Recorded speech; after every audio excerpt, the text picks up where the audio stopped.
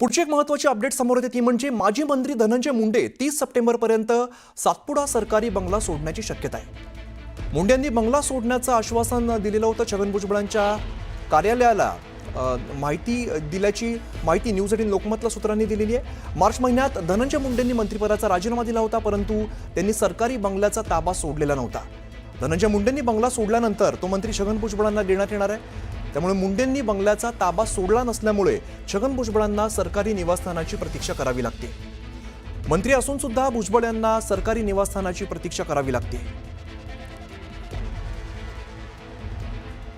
प्रणाली कापसे आमच्या प्रतिनिधी आपल्याला अधिकची माहिती देतात. प्रणाली, अखेर धनंजय मुंडे बंगला सोडणार अशी माहिती समोर येते, काय अधिकचा तपशील आहे?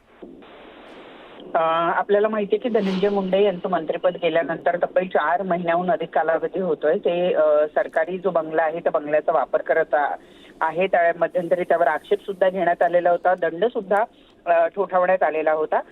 पण आता जी माहिती मिळते सूत्रांकडनं त्यानुसार 30 सप्टेंबरला धनंजय मुंडे जे आहेत ते सातपुडा बंगला त्यांचा जो शासकीय निवासस्थान आहे ते सोडणार असल्याचं सूत्रांकडून कळलेलं आहे.